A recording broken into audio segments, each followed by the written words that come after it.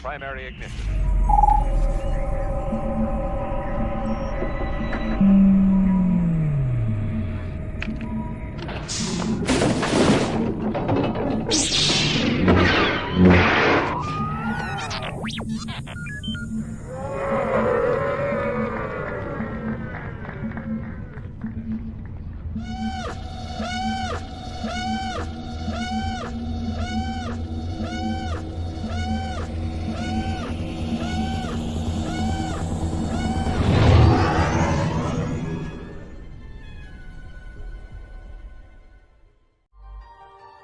Hello, this is voice actor Anna Graves. I am the Duchess Satine from Star Wars The Clone Wars, and you're watching Virtual Cantina Network.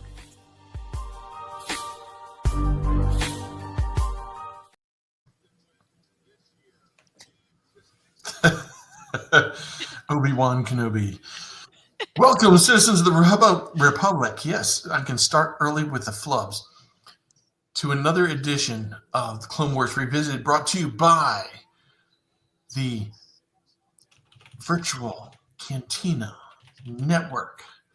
Yeah. And this is our official after Thanksgiving party. We're going to be watching Season 3, Episode 6, The Academy, which is messing with me because I'm in Season 3 of Stranger Things, as I finally taken the dive. There you go. So, but yes, Okay. there's Season 3 of this and Season 3 of that, and I'm like, oh shit, which episode are we on? Hi, everybody. Did we all have a good Thanksgiving? How about said Valentine's Day? Yeah, I was going to say, you're rushing my year, Skip. Stop it. No, it was good. It was it was eventful, let me tell you. Yeah, Cyber Monday is always tough. This Monday after Thanksgiving. And we moved into our new building today. So between Thanksgiving, all the packing up, exiting the old building, and then arriving today with half the cubes not fully built and whatnot. Oh no. It was a day. It was a day. But it all worked out. The building looks great. I'm so excited for the move. It's such a nicer building, and more space. The space is better. Yeah. There you go. That's really cool. Well, what did you guys do for Thanksgiving? All right, you start, Skip. Because you have you have the impending wedding, and I know that they've been doing Thanksgiving together for years and years, but still, this is the last one before they're married. Well, yeah, this is true. They've been together for 8 years now, so so they've got a pattern down. The new pattern is actually living in my house while we build their house.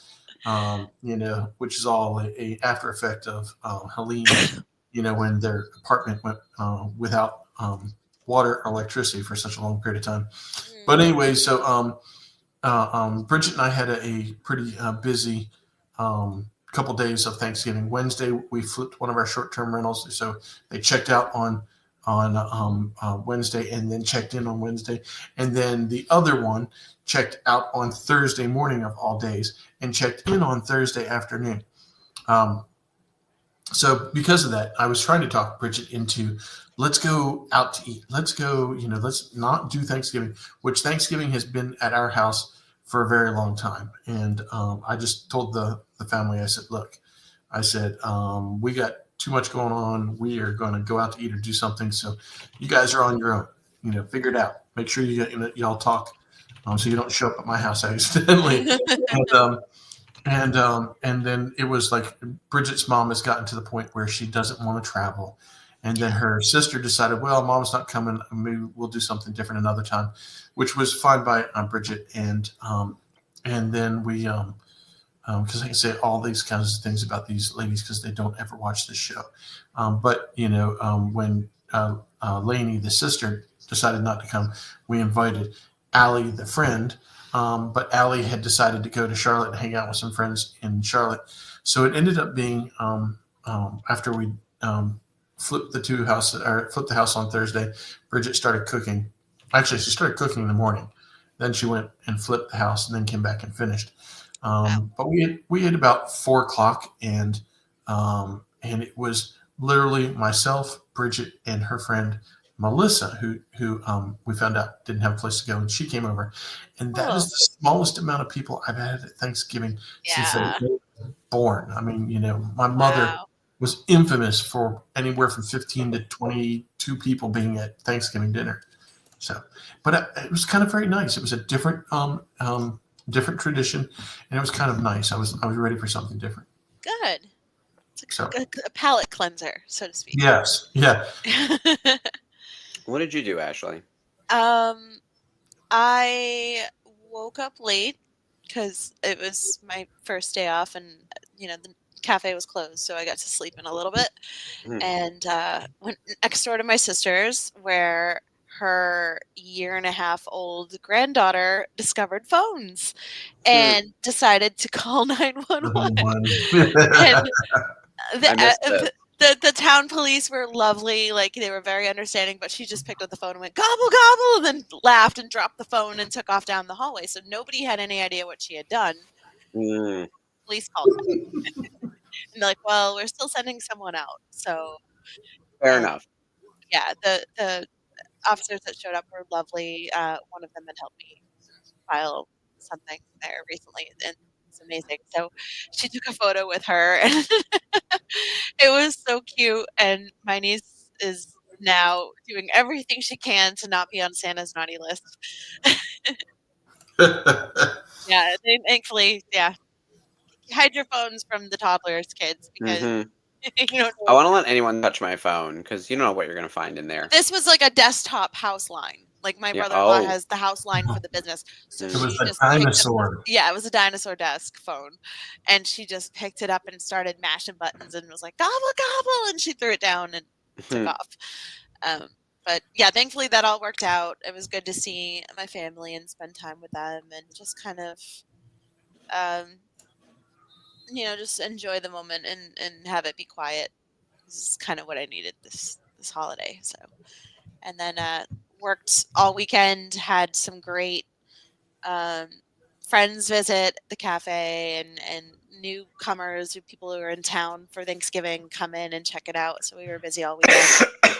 And just fun to be goofy and hang out with people that, we all care about, and just kind of hit the reset button, as what happened with Skip. It's just, it's about resetting. Yeah. Mm-hmm. What'd you do? So, Mark, did you see the film? Yeah, I had a nice relaxing weekend for the most part, which was good. We did our usual Saturday Thanksgiving, which is my favorite tradition. And we ordered in because at that point, like, people are sick of, Thanksgiving food. But yeah, because I appreciate what you were trying to do, Skip. We have achieved it. You can get there too, I promise. We did our Wednesday Friendsgiving, and there were just like 7 of us. It was nice and chill, which is always fun. So Wednesday was actually our final day in the old office, and so in the lead up to that, I think I've complained about this on Monday, Skip, last Monday. I was packing boxes, I was exhausted, like I had called in sick from work the prior Friday. Like, it was just the kind of thing where, and I had not done anything that prior weekend because I was so tired. Wednesday was our final day in the office. We had like a half day. We had lunch, and then we were on our way. But still, like, the packing and the organizing, and like, they were literally tearing down cubes and they're moving them to the new office along with other furniture on this and that, right? So when we got in today, it was actually mostly put together, but not everything was 100% functional. It is now. By the time we left today, like, everything was up and running and we were fine. But so from Wednesday afternoon to Monday morning, I didn't even think about work, and I didn't think about, like, I didn't stress about anything. It was nice. We had our Friendsgiving. We didn't do anything on Thursday. We were at my family on Saturday, and then even on Sunday, we didn't even put up our Christmas tree. We were going to, and we're like, we'll get to it when we get to it. And so we're being lazy. So we'll probably leave it up through March at this point. Yeah. By the time we finally get it up. But I mean, I don't have any problems with that. Yeah. It's at least February before I put mine down. So our big focus was to make sure that we watched Stranger Things. Stranger Things was what I took need over. to watch it. I'm current. I won't ruin anything. Skip, I know you're in season 3. Season 3 introduces the character of Robin, who works at the Scoops Ahoy. She is prominently featured in the season, Maya Hawke. She has some great moments. Love her. Yeah, she's a blast. Her mouth looks just like her mother's mouth. Yeah. She looks just like Uma. Copy like, it is paste. Crazy. Yes. So, and she gets even better. I like her a lot in season 3. I think she's also terrific in season 4. I think peak Robin is season 5 Robin. Really? AKA okay, I'm Rockin' excited. Robin. Yeah. Rockin' Robin, yeah, season 5, not to give anything away, I think this is spoiler free, it's in the trailers and whatever else. Like, there's a radio station component of the show, and Robin is one of the radio show hosts. So hell yeah, that's my girl. Which is very exciting. I love her. Yeah. It was funny. I'm texting Mark this weekend. I've taken the dip. I am watching Stranger Things. Yay! You know, and I'm so excited you're in it.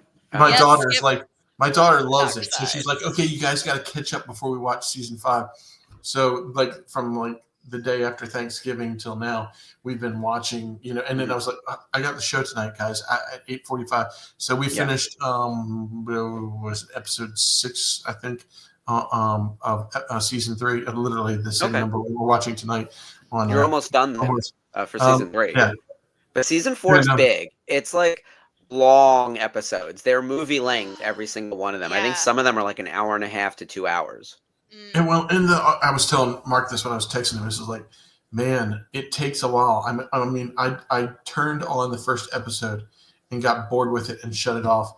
And finally, you know, much to the encouragement of everybody I know telling me you need to watch this, I pushed through. As Mark refers to it, it's a slow burn. Slow burn. Although I will say I was hooked from episode 1, season 1. I was one of those where I was like, oh my God, they kidnapped this kid. What was that? I'm in. Like that felt like my childhood a little bit. Like I was on the tail end of that ability. Like having the marketing be like milk cartons with Will's face on it is like was like peak meta. Well, yeah, very 80s. Yeah, those pants are exactly like the pants we wore back then.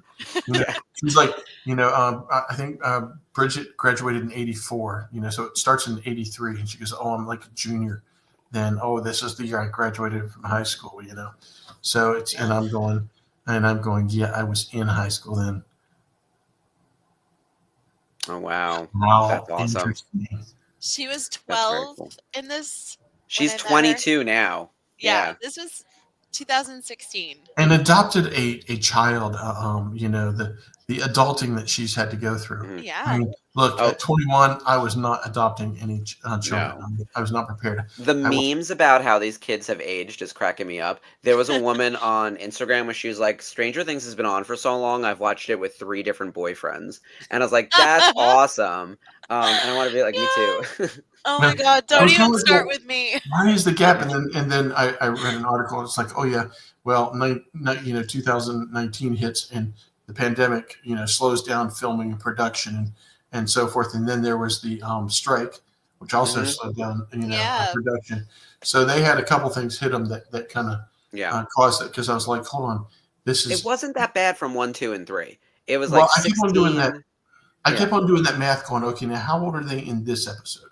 You know, she was 12 when she started, and you know, did she just turn 22? Because when I looked her up, it was let me see. Yes, because she's 22 in real life and she's playing 17, which is perfectly reasonable. Yeah. The problem is that like she's she's 21. The characters have only aged 5 years, and the actors have aged 10 years, and at that time period, aging is intense. Right, like you actually start showing your the fact that you're getting older at that age. So, they look like little adults now. It's weird. Well, like all they the do kids a really look like good job of because they are making them look very nerd-like. So you do tend to get the that's just a Don't worry, they're all still wildly unfuckable, and rightfully so. They look terrible. So yeah. Yeah, Millie will be 22. I should laugh at that. Millie's taken great abuse from the internet, which is her outfit that she's wearing with the sweatshorts, the sweatpants with the shorts over it. Is she dressed like Josh Brolin?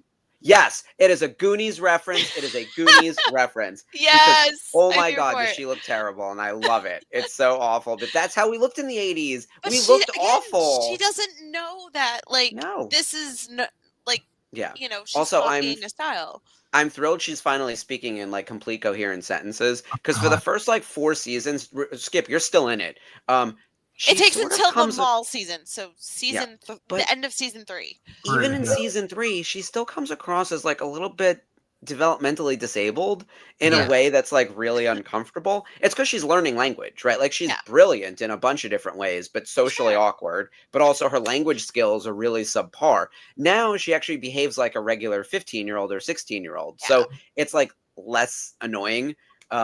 But no, her outfits, oh my God. And that's kind of the idea, right? All 5 of them look ridiculous at every given instance, especially Will's hair, which has become like a running meme. Yeah. Will's hair just gets progressively worse as the seasons happen. It's finally better in season 5. Grow out of that haircut. Season 5 is better, I promise. Yeah. Season 4 starts to get kind of better, but Season 4 I think is actually the worst. Oh my God. Hopper's mall shirt will forever be a legend. Every article of costuming in this show is perfect because it makes them all terrible looking at every chance.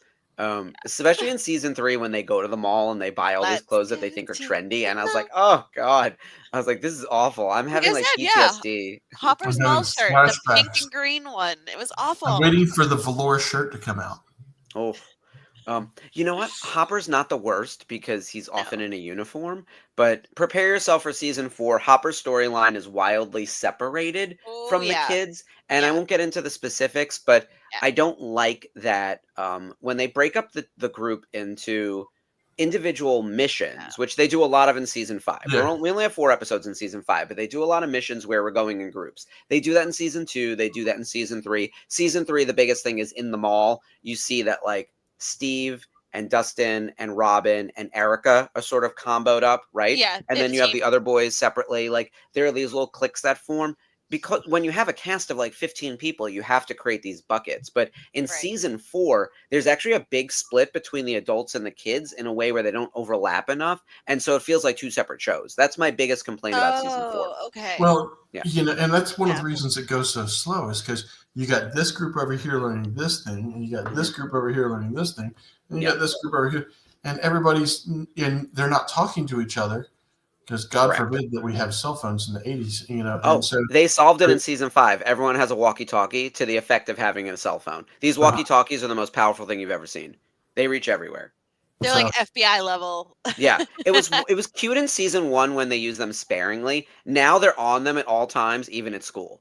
Like they truly were like, we need cell phones, kids. Yeah, like this is it. There's no way we're going to communicate with everyone because there's too many of them and they're in too many different locations. Like they're in Hawking still, but there's like 9 sets and there's like 6 groups. Okay. So they all need to just be in constant contact. So they just use the walkie-talkies.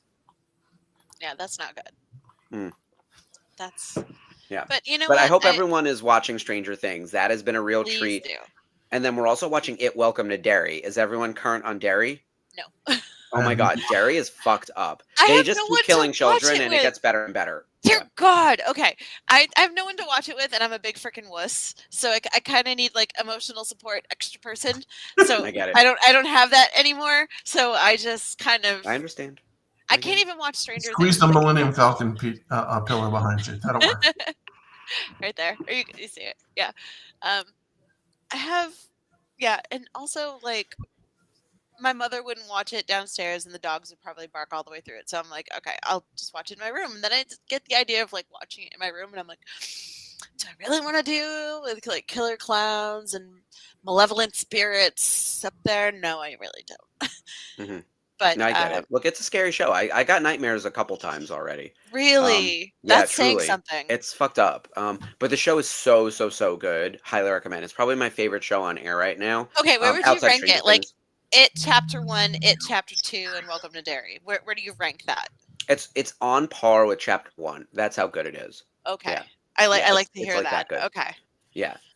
So and then also, and Skip, you would love this. Finding Mr. Christmas on Hallmark is a reality show where Jonathan Bennett is looking. This is like one of the few shows that I do not watch on Hallmark. So you would love this because I feel like you could be Mr. Christmas. Like yes, Skip. Why are you on it? You got to do it. So it's basically a series of challenges. They'll do a golden version. There we go. When they get to the golden version, I'll join. The golden Christmas. No, but they are young. Everyone on there, like you could tell, is like late 20s, early 30s, and they're all like too hunky. It's like you're all too pretty. But they have to do these silly challenges, mostly acting related, sometimes modeling related. They're always doing scenes. I love when they have to do like really physical stuff, though. There was one where they were on skis and one of the contestants just like couldn't ski and like slid all the way down the hill and out of the frame and like fully missed the shot. It was awesome. Like that's kind of dumb stuff and then you have to make it work. Like it's a Hallmark movie. So you're skating, you're skiing, you're having mute cutes with these women. You're horseback riding. Like you're doing. I would have done really good at that because people are like, I've never been on a horse before. Yeah. Oh, horse. Okay. Yeah. Oh no, some of these men are like really clumsy, but then they're either good at riding the horse, but then they can't memorize their lines, or they can memorize their lines, but they can't deliver it with emotion. See, I can't memorize lines. I'd be shit out of luck when it came to that. Yeah. Oh, I love to like because I can just wing it. Yeah. Yeah, we're better off the cuff. But you be the neighbor that owns the Waffle House. There you go. There you go. We'll get you a little cameo. Or the man in the Santa suit that comes to deliver toys in the small town diner. There we go. There's always a small town diner. Oh, we watched Mistletoe Murders season 2, which was really fun. There's 8 episodes of that, so we watched all of those, or 6 episodes, whatever it is. It's funny. There's murder, and yet the stakes couldn't be lower. Like you couldn't care less about like, oh, someone died. Will we find the killer? Mm-hmm. Is that like Aurora Teagarden mysteries that my mom? It's kind of like those. Like, oh my God, it's a human hand. Yeah. And then Tia Mowry, from Sister Sister, love her, has a murder show as well. She's solving murders, but in hers, she's a music teacher, and because it's Mad Libs now, you can't just have one thing. She can't just be a music teacher. She's a music teacher, and she talks to ghosts. And you can't make this up. Of course. So she meets the ghost of the guy who dies, and she helps solve his murder. And then you think, oh, what a great little movie. Oh, no, he's back for the second movie because she can talk to him. And he's like, guess what? I have a friend who needs help because he got murdered. So now she's talking to 2 ghosts in the second movie. So now it's just the ghost whisperer. He's the ghost. He's the human whisperer, and she's the ghost whisperer? Basically. So he by the way, it's set in Ireland for no reason whatsoever. Because ghosts. And he's an Irish ghost, and everyone's Irish except for her. Which is, love it. Which I don't know if they built it for an Irish actress and they pulled out and they were like, put in whoever. But it is just funny that like she's our American, but also like fully is not Irish. So she's in Ireland and is the music teacher and talks to ghosts and solve the murders. And so far though, in the first movie, not to spoil anything, because they don't just find a murderer, there's a whole bunch of other crimes associated. She jailed like 5 people through the related crimes and everything, because that's how convoluted the story gets. The second one, equally ridiculous. This woman's put 12 white Christian Irish people in jail in the 2 days she's been in Ireland. It's been amazing. She's jailing the country. It's amazing. I'm just dying. It's like Hot Fuzz, but in Ireland. Do either one of you remember a ghost movie with Steve Guttenberg and Liam Neeson, I think, and Daryl Hannah back in the 80s? Oh, horrendous. Liam Neeson and Daryl Hannah. I think it might have not been Daryl Hannah. It was definitely Steve Guttenberg and Liam Neeson were in this ghost movie. Mark's laughing. Mark's Googling that up or IMDbing it. It's like, hold on. It's like next level stuff. Yeah. High Spirits. Oh, God. Because of course. It's like if I had to watch it, you had to watch it kind of movie. So Daryl Hannah and Beverly D'Angelo. Wow. Damn, this is 80s. Oh, it is so. Oh, it's set in Ireland. Yes, that's why I was thinking about this. Ghost in Ireland. Set in a remote Irish castle called Dromore Castle. High Spirits is a topsy-turvy comedy with a thematic leanings toward Ireland's rich folklore regarding ghosts and spirits, where the castle starts to come to life with the help of such denizens.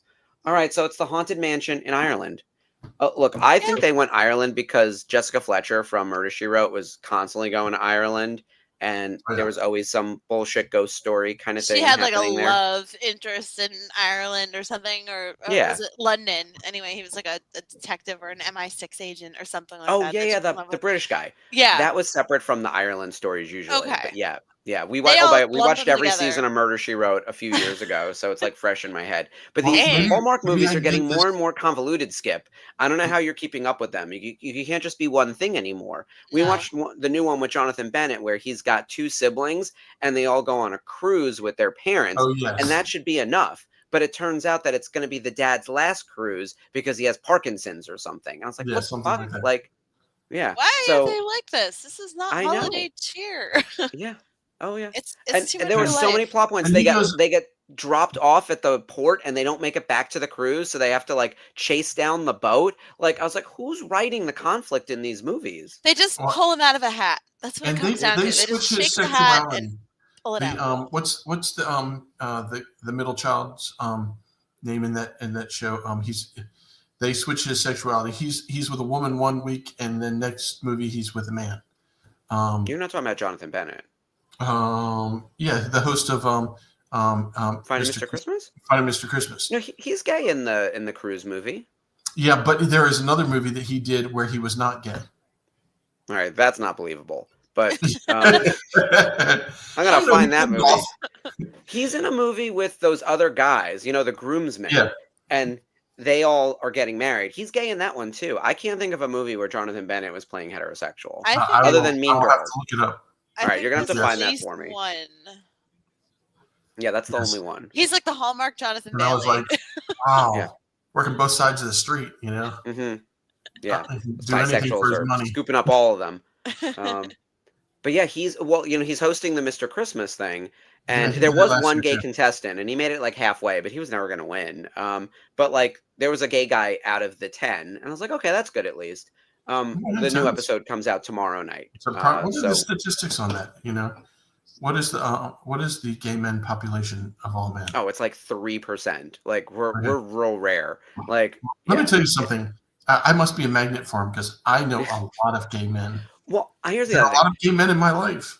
I think that like sample size reporting on any small population is always understated because it's hard to we know for a fact in America, like the country is roughly 65% Caucasian, right? Like of European descent, right? And then like 20-ish% Hispanic. You can go down those lines. Once you get to under 5% anything, those variations are really high, and they're also pocketed in a lot of areas, right? So New York City probably has 10% LGBT population versus like the national average of 3 or whatever it is. But you find these like big fluctuations. Yeah. But like any small population, and then there's going to be underreporting because people think it's unsafe or they're not ready to come out, or like the reporting method is something that you wouldn't otherwise like put on paper. Like it's not really in the census. So like you have to then like do a different type of sampling methodology to find it, where it's very easy to get everyone's like your sex because it's on your birth certificates, right? So everyone's social security number is attached to a sex. So we can get male and female pretty easily. But like sexual orientation, we can't. Same way we can get your nationality or your ethnicity. National origin, yes. Yeah. And your place of birth, right? Like your state and everything else. Like that's really easy to pull from your social security card. That information's like embedded. Where I'd have to like opt into this starting at like age 17 or something. Yeah. So you have to then survey all the adults. And having worked at AC Nielsen, I could tell you any population that you're surveying that is difficult. Also, the margin error rates are so much higher. You know how it is. Small population sizes have higher volatility in terms of error rates. I always liken it to the fact that like you can bet on football and every week the spread is half a point or whatever, because like there are so many people betting on football that like it's almost random who's going to actually take it based on the handicapping, right? Whereas hockey doesn't have as many people interested, so you can actually identify you can figure out where there's gaps in the methodology to show the correct betting based on like the real actuals and everything. It's actually quite fascinating. One of my fraternity brothers like specialized in exactly that, like sports betting. Yeah, which is crazy. But it all comes down to like population, sample size, and variability within statistics. I'm not a stats major. I did economics, but we took quite a bit of that. And so I know just enough to be like dangerous. That's excellent. Yeah. So since I wasn't here to hear your thoughts when you came back from a movie premiere of Wicked for Good, what did you think? Oh, I loved it. Yeah, yes! I thought it was fantastic. I'm telling everyone to go see it. Obviously, if you saw part 1, you got to see part 2. You got to see how it ends. I think a lot of people were confused about how the Wizard of Oz like factors into it. and all of that. They handled it the same way they do in the show, basically. Yeah. So if you've seen the Broadway show, nothing in there is surprising. I think the people who aren't liking the movie as much are the people who don't know the Broadway show. Like, if you didn't know the Broadway show, Wicked Part 1, just as a standalone film, is amazing. But Part 2 can feel really unsatisfying and be really confusing at the same time. The music is not as good. The new songs don't add a whole lot. The way it ends is like kind of a bummer. Like, it's not the happiest of happy endings. And the Wizard of Oz being like pulled into it can feel really contradictory to the source material. So all of those things can make for like an unpleasant experience for people who have not already experienced the Broadway show. For sure. I think that's the watch out there. Yeah. I had my mom watch it last Wednesday night and the Wednesday before it came out. And she's like, oh, I don't want to watch it. So I had her watch Part 1 on Prime. And she ended up absolutely loving it. She goes, can we go see Part 2? I said, well, it comes out tomorrow. I'll buy tickets. So we got tickets. I took her. She was absolutely riveted to it. Oh, good. When I learned the scene with the door, with both Elphaba and Glinda behind the door, that entire scene was improvised. I'm sitting there, tears are pouring down my cheeks. And the whole time, I had a thought pop in my head. I was like, isn't Dorothy underneath the floor there? Listening to all this? There are memes of people who have put them singing for good over the scene from Wizard of Oz where Dorothy is crying next to the crystal ball. God. And looking like, you know how she also like looks a little bit confused, but also frightened, terrified. but also and scared. It's like you hear the for good playing over. My big complaint. So, Skip, have you seen the movie? No. And you're not going to, right? Either one of them. But it's all right. I did see Wizard of Oz. Okay. My only complaint, I would say, is I wish there was a little more clarity on how Scarecrow and Lion team up with Dorothy to end up in the castle at the end. Because we know that Scarecrow is there intentionally. Yeah. And we could understand that he must have coordinated with the witch to get where they were going. Separately, I didn't like the fact that like Elphaba's plan excluded information from Glenda. Like, I think it could have been more of a team up situation where Glenda, Elphaba, Scarecrow, even Cowardly Lion, and the Tin Man could have all coordinated this thing and overthrown the government together. Yeah. And it would have been less about Glenda doing all of that kind of on her own, considering everyone else contributed to it. But Bach really hates Elphaba. Like, I also think that's misplaced, and they need to fix that. So all the problems that came from the Broadway show that I thought they were going to smooth over, they somehow made worse. And I was like, because they had a chance to fix it. And so it's the kind of thing I was like, oh, this was a problem from the show. I really hope they fix that. I was like, how is that worse? That was the thing that made me death crazy. Look he gives Glinda was like, what the hell? Like, I jumped back. I was like, excuse me. Well, he doesn't have a heart. He doesn't have a heart. That just but the makeup for Jonathan Bailey and Ethan Slater. Oh my God! Amazing. I really thought it was CGI. Yeah. It's so well done. If I could change one thing, it would be them being like in cahoots on it, and then I agree with you. Yeah, and they all go together to it would have smoothed the story out. Yeah, I also like the idea of throwing Ms. Marble in a cage and using like the language at her, being like, "I'm sure you'll disappoint me," et cetera, like the callback to the way she's rude to Glenda. But I would actually prefer her to be like splatted in front of everyone, like in a show of force, being like, "It's over." Like it almost needs to end violently, like. And I know that feels really dark. But I don't want them to make her a martyr. That's the problem. No. I mean, they need to announce what her crimes were, and she needs to be held accountable. And I think the punishment, and she's dropped by a flying monkey. And everyone, nobody mourns the wicked. It all comes back around. We're singing it about Ms. Marble. Oh, yeah. All right, so really now that we've solved the movie, all right, we should get on to the episode. Yes, because we have a banger tonight. Yes. Yeah, Korkie Kreese. Check out Mark's shirt. The one true Mandalore. Mark is rocking it tonight. Yeah, I can't believe we're finally here. It has been a long time coming, you guys. I'm going to retire after this episode, actually, just so everyone's aware. All right, so Skip, it is your time to shine. Season 3, episode 6, The Academy. Let's go. Yeah. Ahsoka is assigned to tutor at Leadership Academy on Mandalore. Duchess Satine's nephew, Korkie, and 3 of his classmates discover a conspiracy involving the black market and the planet's food supplies. Which ties back to what we watched last week. Those who enforce the law must obey the law. Mm-hmm. Yeah. And of course, tonight we get to meet the greatest Mandalorian of all time, the one true Mandalore, Korkie Kryze, aka Korkie Kenobi. Can't wait. So much fun. With Ben Obi-Wan Kenobi face. Yeah, love it.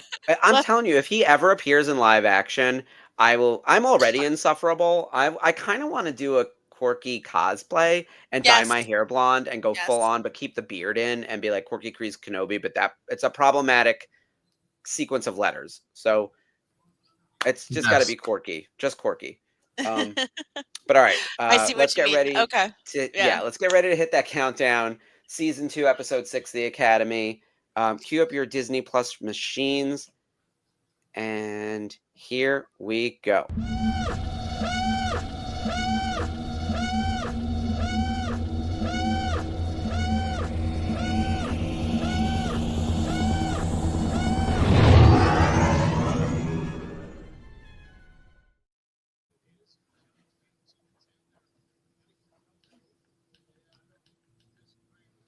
Gotta lower my volume so I can hear it, but then also guys talk to you guys. I know. I'm just like, hello? Are we getting any comments tonight? I haven't seen any. Yeah, that's weird. We have people watching, but not a lot of comments. Comment and tell us you're here. Although I put a comment on Facebook that didn't come through. I put mine is running through YouTube. Yeah. But it's part. Keep in mind, Mark, it's part of that conversation you and I were having earlier.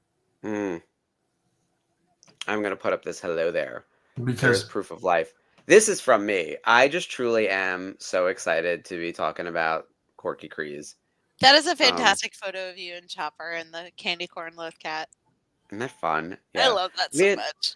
Rhode Island Comic Con every year is just, it gets better and better somehow. Like every year I'm at Rhode Island Comic Con, I was like, this was the best one yet. And then it just keeps getting better. I was actually dealing with some digital photos over the long weekend and trying to organize them, put them into albums. I think I'm going to make myself like a photo book for Rebel ScumCon and Boonta Eve and everything into one big book. And I was looking at like the professional photos that were sent, all the ones that I took from other people's Instagrams, all the ones that were sent on Facebook and were texted back and forth and stuff.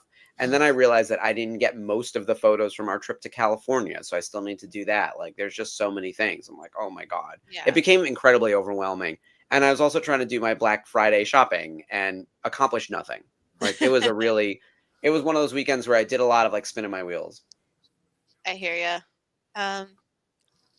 Like I said, I did a little, it's some Black Friday sales. Like I got a really cool like vest top that looks like something out of My Chemical Romance's Black Parade that I really thought was cool. So that was on like Black Friday sale. Like, and what else did I get? I got a Muppet Christmas Carol spirit jersey, which I absolutely freaking love. I snagged that before it sold out on the Shop Disney, but I missed the Star Wars puffer jacket in my size. So kind of, but it's all good. Okay. How do I remove rid of this? These? I find Discord has a lot of spam. I can't figure out how to remove it. Yeah, you just can't. I've tried myself and backstage. Oh, it's all good. I'm excited to see Anakin and Ahsoka here on Mandalore chatting with Satine. I mean, we already know Anakin and Satine have had, I don't want to say run-ins, but he was there on the ship, killed that guy right in front of her to save her life, right in front of her and Obi-Wan. So she knows who he is. I'm sure she's thinking, oh God, if Ahsoka's anything like him. Oh, this is very important. Face. Okay. We talked a lot about corruption last week. I went on a rant. Oh man. Look at him. He's such a Kenobi. Look at him. Look at him. I know. Yeah. Yeah, but he's the wrong age. Is he though? Is he? He would be the wrong age. Yeah, he's too old. He's too old to be. Unless that time when they were. Didn't they have some time when they were teens? Yes. Just saying. So I have a lot of conspiracy theories, but I honestly think the most likely theory is that he's a foundling, and like Satine took him in as a nephew before she became the Duchess, right? She hasn't been Duchess very long, right? She was a lower ranking member of you know, the royal bloodline and everything, but his eyes are blue. Just saying. Yeah. Oh yeah. No. I'm going to be insufferable until it comes out as fact. Yeah. That's all it is, too. Look at him. He's even got the swoop. He's like half blonde, half brunette. Come on. Yeah. Come on. He's also like trying to follow the rules while being, aggressive and investigating and trying to do the right thing, regardless of what the rules are, which is very Obi-Wan Kenobi, but also more Satine. Like, that's what's so funny. Like, she's a rule breaker, even though she's like the dignified, lady in the high castle. Yep. When we started this whole theory, Mark, we were insufferable about it then. We're going to be insufferable about it until we die. Yeah. Look, I'll be wearing this shirt at some point when I meet some Mandos. I met some great people this year. I'll be honest, like, it's been a banner year for meeting people. And in fact, I have another interview up today. My interview with Femi Taylor just went live on the Facebook page. She is gorgeous. Oh my God. Her. So beautiful. Her and her partner Claude are just lovely, lovely people. Like, they friended me on Facebook a while back, and they're just absolutely amazing people. And she was loves so nice it. to talk to. She loves the fandom. Like, you can totally tell that she gets the most joy from it. Even and this is what I mean. In Star Wars, there are no bit parts because everything matters to the fandom. Yeah. That's what's so funny. She's like, you know how long I've been signing the same photo? And she's like 40 years. Which you wouldn't believe it. But like, I know for a fact they still put her in top trading cards. Like, I was working with her when I first started. And then how many new movies came out since 2015 when Disney took over, between new movies, TV shows, etc. But she's still there, and still doing the con circuit and all of that. It's amazing. You can live forever if you're in a Star Wars. For sure. It's like drinking out of the fountain of youth. Mm-hmm. Facts. I love Carrie Fisher's line. I remember when I used to look like this. Yeah.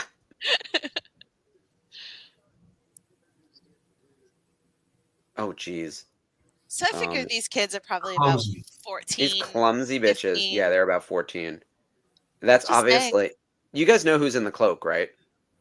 Yeah. Yeah. Totally. I mean, I've watched this episode a number of times. Yeah. But obviously there are Mandalorians working with the Offworlders on this conspiracy.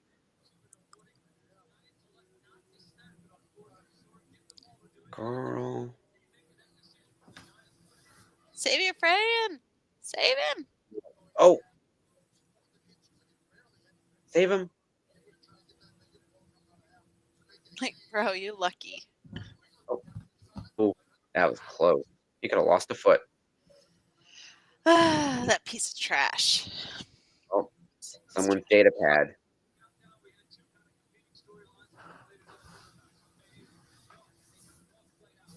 I like that character. I cannot think of her name, but I've always liked her. I like that she's very kind of KB-esque without the disability.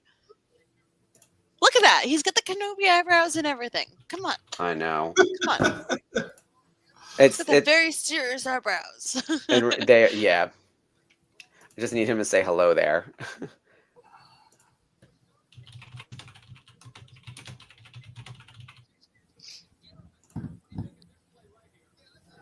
Hey, Liberty. Thanks for jumping in. Hey, Juan. Hi. Guys. We are deep in the Korkie crease of it all. How would you know this? Hello, have you met your nephew?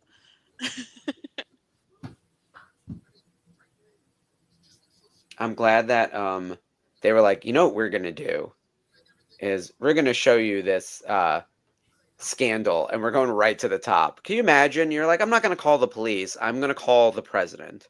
Like, that's how far up they went. Well, I mean, if it's a big scandal and it affects the people of Mandalore, you should go to the people in charge. Of course, of course. It's clear that the guards are corrupt. Yeah. So. Oh, for sure. I'm going to go to episodes. I'm pulling up this episode so I can get the voice cast. I usually have that ready at the top of the episode, and I just fully forgot with everything going on. They get the brush off. Stop brushing off the children. I think she's trying to keep them safe. She's like, I'll get to it. I love this outdoor patio situation because I know that there's like, it's a scene of violence at a later time. Yeah. So gorgeous. And remember from the prior episode, there's carryover here. Like, she's trying to keep a low profile on this. Okay. So Ashley Eckstein playing Ahsoka. Whit Flint, who's Korkie, who I love, love, love. Anna Graves, obviously, is Satine. Julian Holloway, who plays Prime Minister Almec. Omid Abtahi plays Cadet Amos. I know. I'm so happy that Omid is in this episode. Or Omid. Ryan Templeton is Cadet Lagos. Matt Lanter was Anakin. Ashley Moynihan is Cadet Sonier. Is that how you say it? I haven't heard the audio. Sonier? Yeah. That's the one with the dark hair, I think. And then hey Mark Liberty says, I'm watching Welcome to Derry. Don't brush off the children, y'all. Oh my god, they kill so many kids, you guys. Yeah. No. It's so good. Liberty, you and I have to talk about Derry because goddamn. Are you current? Girl, tell me you're current. Did you watch last night? It was last night's episode might have been, I don't know, honestly, if it was my favorite, but it's up there. I like that these kids are like, guess what we did last night when we weren't supposed to be. But I don't like Ahsoka kind of brushing them off either, because Ahsoka's been known to do the same thing. Yeah, of course.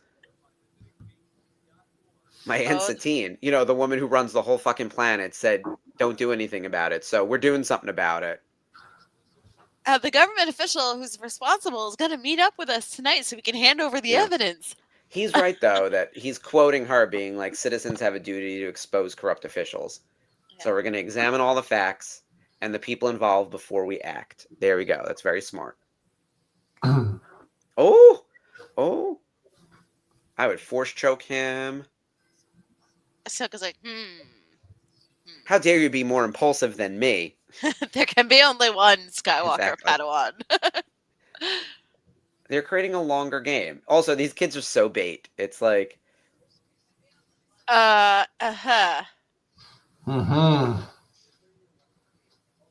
Arrest for treason.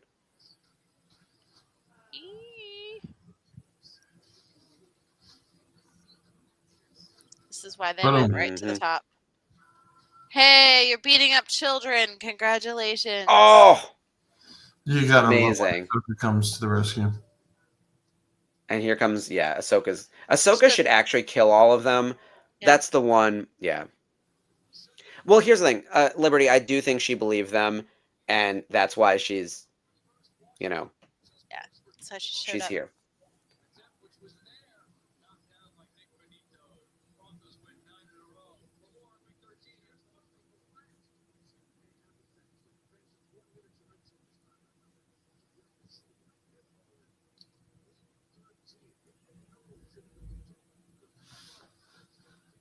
Oh. Who else is shocked? Not us. Liberty for sure. Look at that little Obi-Wan spell. Liberty in the latest episode of Welcome to Derry. What's the word? You're egging it on. Oh, for sure. She's an enabler to the addiction of Korkie Kryze. Oh, man.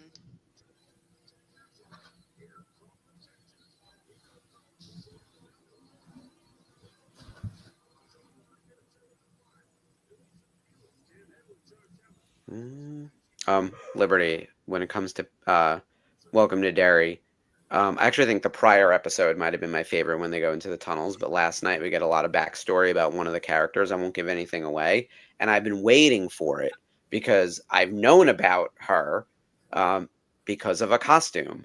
So I've been like waiting for a reveal.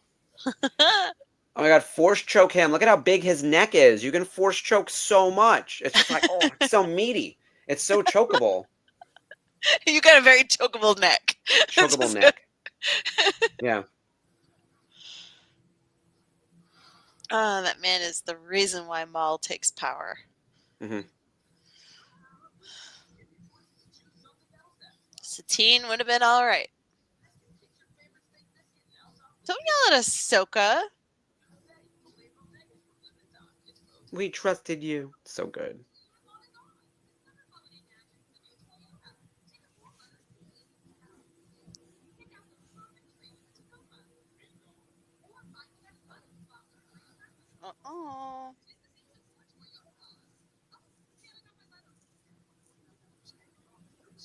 Oh, just fling him off a cliff. Like, that's the reason I couldn't be a Jedi. I would be a Sith like 30 seconds in. It's the problem, right? As soon as you get that power of like force push, well, I killed that guy I didn't like. I would like absolutely use my powers inappropriately. Oh, for sure. Yeah.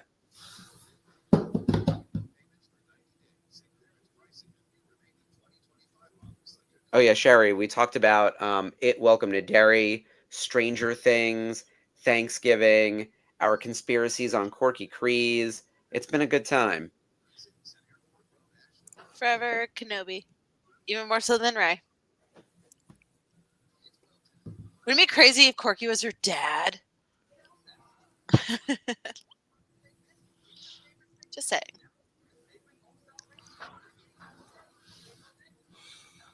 Now they need to have a little faith in Ahsoka.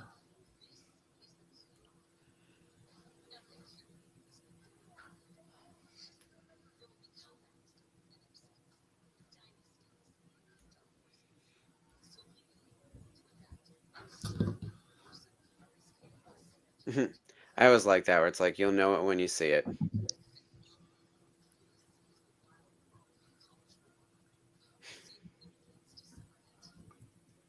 I'd be doing that a lot, too.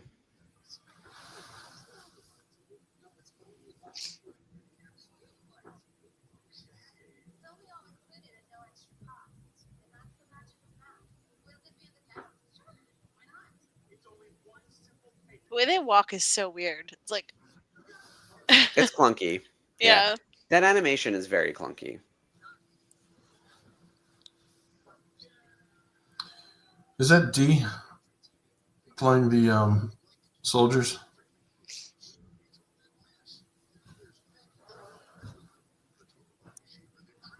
Not sure. Thought I heard the echoes of D. Bradley Baker.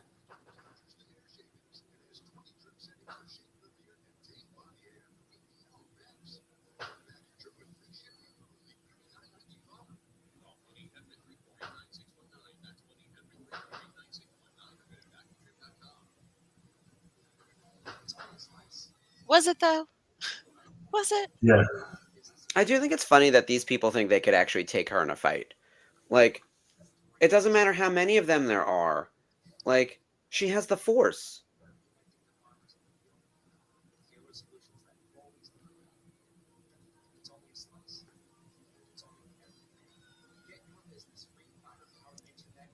They have the same haircut. Just saying. Yeah, wait for the signal.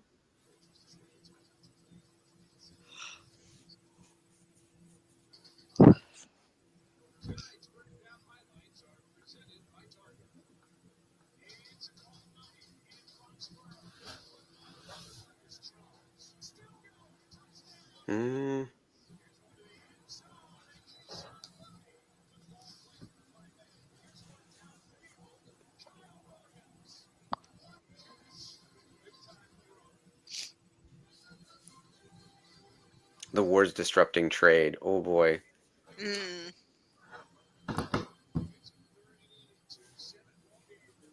It's a new tax in the interest of national security. Pay no attention to the man behind the curtain. Yeah, D. Bradley Baker is playing someone other than the troopers. He was playing the voicing the Mandalorian soldiers. Yeah.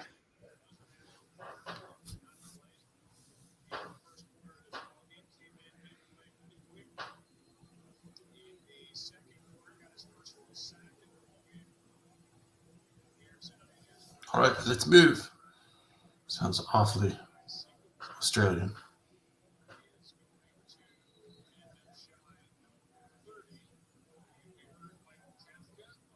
Mm-hmm. Willie, though.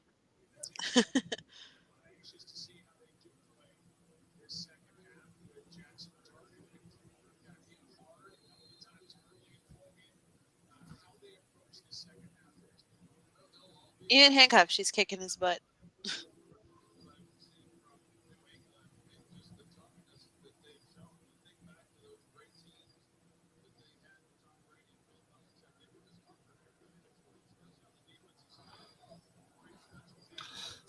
Those Blu-rays look awfully familiar, don't they? Mm-hmm. Mm-hmm. Like she's already worked with them before. She's a seasoned professional. Yes.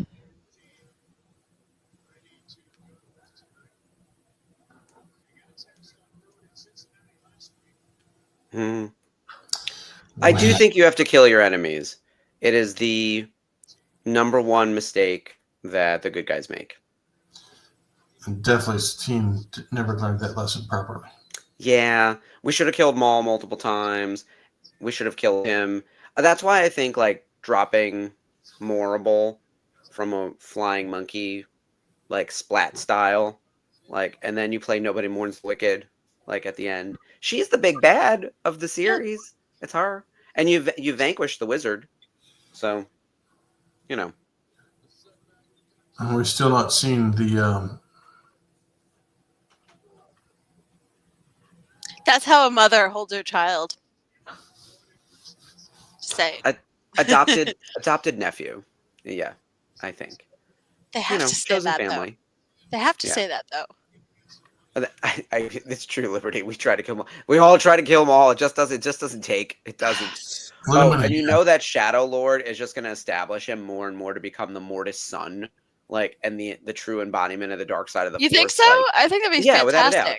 I think we've created streams where it's like Anakin is the father, Ahsoka is the daughter. We have to give rationale as to why Maul is the son. Like, that's got to be than Sam Witwer. Yeah, exactly. It's just too perfect. Because also, what are the odds of all three of these godlike deities existing at the same time and having such heavy interactions with each other? You know, like Anakin and Darth Maul go toe to toe in Episode 1, and Anakin and Maul go against each other in the Clone Wars over and over again. Like, it is a thing that continues. So, Katie Lucas wrote that episode. One of my all-time favorites. Yes. Like, thank you guys. Thank you, Clone Wars. What a fantastic episode. And then we remove ourselves from Mandalore, but we stay with Ahsoka in the next episode. So season 3, episode 7 is called Assassin, and we return to the Senate where Aurra Singh is attempting to assassinate Padme. And so it's a very Padme-heavy episode. And since we just got Padme all over the corruption episode last week, we are seeing a lot of kick-ass Padme stuff. Loving Padme in this season. And Kat Tabor's performance is just killer. But amazing. Did you see over the weekend Ashley Eckstein's videos that she put up there with Kate Traber, Matt Lanter. Matt Lanter and James, they always do a dancing video. Nika Fetterman, It was it was the 5 of them. It was Matt, it was James, Kat, Ashley, and Nika. And oh lordy, it was some funny Matt Lanter dad vibes kind of like dancing. It was good He's stuff. fully in his dad era. Like we love it so much for it was so good. Yeah, their Instagram is always fun, all of them. But like, I saw it on Nika's first, weirdly enough. Yeah, me too. Yeah, it's so funny. They need to do like the Beyonce. Great episode though. We get to play with Korkie Kreese.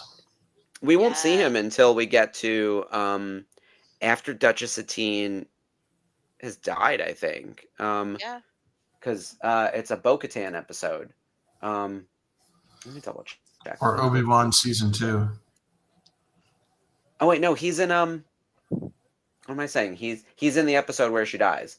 The Lawless. That's the next time we see him. Which is the best episode of the series. Emotional damage. Yeah, for sure. I don't know. For me, it's kind of hard. As far as like emotional impact, that one is pretty heavy. I kind of lump it in with the last 4 episodes of Clone Wars. Yeah, Siege of Mandalore as a group is probably the most important thing to watch and the most emotionally impactful, followed closely by The Lawless. Yes, I think. Agreed. Yeah. Yeah, it's amazing. All right, well, thank you everyone for joining us tonight and for spending your Cyber Monday / Monday after Thanksgiving with us. We've got a couple things coming up on the network that we want to tell you about. Let me scroll down real quick to get my graphics up. Yes, Liberty, when his mother dies. Yeah. All right, here's the schedule for the week. So obviously Clone Wars was tonight. We have a new Nerf Herder Council this Wednesday where they're kicking off their Christmas season. So they've got a Christmas special Wednesday at 8 o'clock. On the watch along this week, they're doing the Lego Star Wars holiday special because they're kicking off their holiday viewing. Friday we have a brand new Life at Lightspeed, and then there's a new Jedi Archives on Sunday where they're doing Visions Volumes 3, Episodes 4 through 6.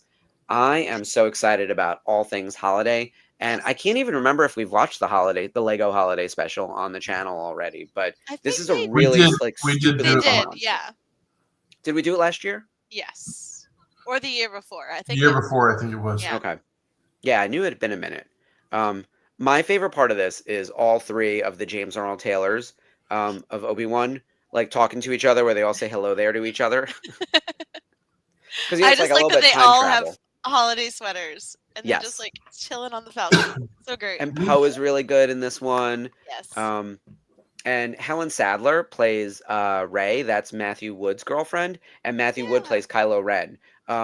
When we met him in California, he was saying that they were what's the combination of Rey and Kylo Ren? The dyad. The dyad. He was saying they're the discount dyad because they do the voice actor versions of Kylo and Rey.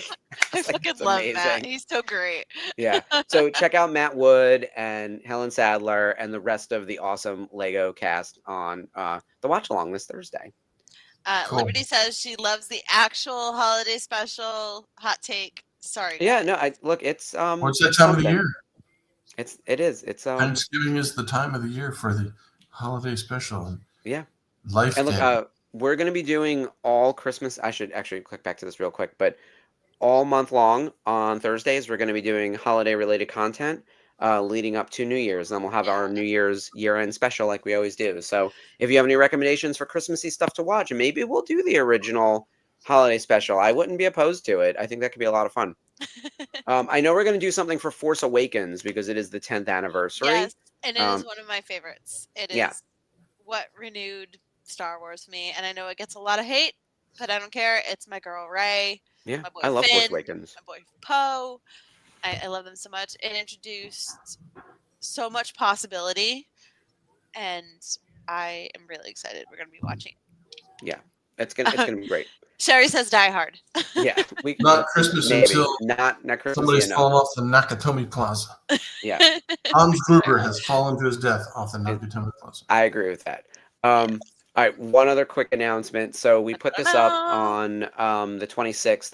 We are going to be announcing our location and ticket information on November 26th of 2026. So we are slightly less than a year away from an announcement about Boonta Eve 5, Boonta Eve, the VCN Strikes Back, which is, of course, our event attached to Star Wars Celebration 2027. And if you think we're crazy about talking about 2027, girl, 2026 is days away. So we are in it. So there will be a long lead up to 27. This year went. We blinked and it went from January to November. So and keep in mind, 2026 includes a lot of things going on. There's the Mando Grogu movie, there's the Ahsoka show, and the Darth Maul show, right? So 3 things content-wise, but one of them being an in-movie theater situation, right?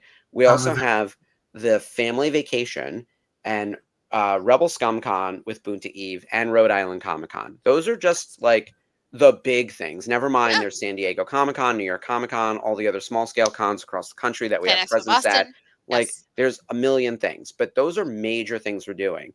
And then 2027 has Rebel Scum Con, Star Wars Celebration, the 50th anniversary, Boonta Eve 5, and then again, Rhode Island Comic Con, San Diego Comic Con, all that other stuff. And Spencer turns 50. Yeah. I mean, there's a million things. So it's a lot of stuff. So it is going to be a wild couple of years here. We're in the last couple of weeks of this year in 2025. It's been an amazing year. I can't even begin to like talk about how incredible this year was, but we are going to do a full wrap-up show right around New Year's. We'll do a pre-record like we usually do with all the hosts. We got to celebrate all our big milestones, like hitting 100,000 fans, launching all these great new shows, Celebration Japan, which was earlier this year. Can you believe that was this year? Like, that was this year. Yeah. Celebration Japan. Yeah. Huh? Well, it has been 9 months. Yeah, exactly. But it's within this calendar year. Rush the light. Rebel Scum Con was only a few months ago, and that feels like 1,000 years ago. It's going to be a busy 18 months. Sherry's about to have a good weekend at GalaxyCon Columbus. Oh, nice. Have a fantastic time. Yes. It's going to be so much fun. Yeah. Say hi to people in Columbus. And Liberty, you have the right idea if we're going to do the regular holiday special. Pop your edible. We can't recommend the other thing that Carrie partaked in to get through that holiday special. Yeah. I kind of feel like watching it again that a lot of them were on that. So yeah, no, it's wild. Well, I think that takes us to the end of our episode tonight. So everyone, pop your edible, enjoy, have a great holiday season. Wishing you guys happy Thanksgiving, Merry Christmas, Happy Hanukkah, Happy Holidays. Happy Cyber Monday. Happy Cyber Monday. Stay safe shopping. We'll be back next week for a new episode of Clone Wars. Be sure to check out all of the other programming happening on the channel. And of course, every Thursday now, we are shifting into holiday gear. So send your recommendations over to Jeff and Dave and Spencer for what they should watch on Thursday night for the holiday specials. So it'll be a good time. All right. Yes. Thank you guys so much for joining.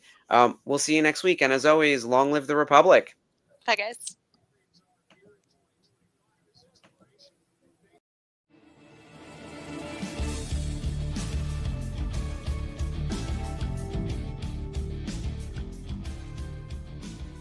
Hello there. Hi, I'm Mark Connell. I'm the Director of Programming at the Virtual Cantina Network, and I'm here with James Arnold Taylor, the voice of Obi-Wan Kenobi. Obi-Wan Kenobi. Yes, I know that one well. I have the high ground if I... Wait, yes. Thank you. Now I have the high ground. And you are watching Clone Wars Revisited. This is the show you're looking for.